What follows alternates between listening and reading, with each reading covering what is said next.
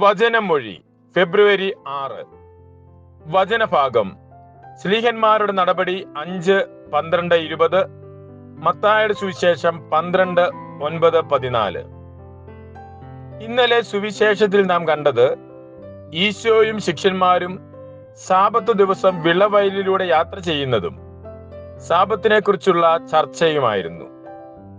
ഇന്ന് സുവിശേഷത്തിൽ കാണുന്നത് ഈശോ ആ യാത്ര തുടർന്ന് സാബത്തിൽ തന്നെ ഒരു സിനഗോഗിലെത്തി അവിടെ ആയിരിക്കുന്നതാണ്. അവിടെ കൈ ശോഷിച്ച ഒരു മനുഷ്യനുണ്ടായിരുന്നു.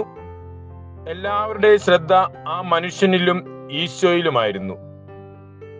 ഈശോയുടെ മേൽ കുറ്റം ആരോപിക്കുന്നതിന് വേണ്ടിയായിരുന്നു ചുറ്റും കൂടിയിരുന്നവർ അവരെ നോക്കിയിരുന്നത്. ഈശോയാകട്ടെ കൈ ശോഷിച്ച മനുഷ്യനെ നോക്കിയത് എങ്ങനെ അവന് നന്മ ചെയ്യാം എന്ന ചിന്തയുമായാണ്. ഈ പശ്ചാത്തലത്തിൽ സാബത്തിന്റെ കർത്താവായി ഈശോ പഠിപ്പിക്കുകയാണ്, സാബത്തിൽ നന്മ ചെയ്യണം. യഹൂദ പാരമ്പര്യമനുസരിച്ച് സാബത്ത് തോറ പഠിക്കുന്നതിനുള്ള ദിവസമായിരുന്നു. സിനഗോഗിൽ ഒന്നിച്ചുകൂടുന്നതിനും പ്രാർത്ഥിക്കുന്നതിനുമുള്ള അവസരമായിരുന്നു. ഈശോ അതിനോട് ചേർത്ത് വയ്ക്കുന്നു, സാബത്ത് മനുഷ്യന്, സമൂഹത്തിന് നന്മ ചെയ്യുന്നതിനുള്ള അവസരം കൂടിയാണ്.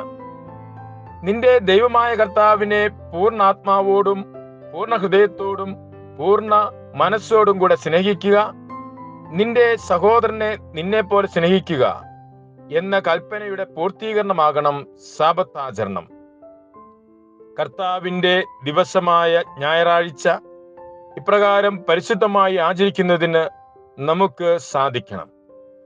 ആദിമസഭ ഈ ചൈതന്യം ജീവിച്ചിരുന്ന കാര്യമാണ് അപ്പസ്തോലന്മാരുടെ പ്രവർത്തനങ്ങളിൽ നിന്നുമുള്ള ലേഖന വായനയിൽ നാം ശ്രവിക്കുന്നത്. ആത്മരക്ഷയ്ക്ക് വേണ്ട ശുശ്രൂഷകളിലും മനുഷ്യ നന്മയ്ക്ക് വേണ്ടിയുള്ള പ്രവർത്തനങ്ങളിലും മുഴുകുക എന്നത് സഭാ സമൂഹത്തിനുള്ള ദൈവീകമായ കടമയാണ്. അത് വിശ്വസ്തയോടെ ജീവിക്കുവാനുള്ള കൃപ നമുക്ക് പ്രാർത്ഥിക്കാം. മിശിഹ നമ്മെ അനുഗ്രഹിക്കട്ടെ. ഈശോയിൽ സ്നേഹപൂർവം, കുറ്റ്യാനിക്കൽ സെബാസ്റ്റ്യൻ.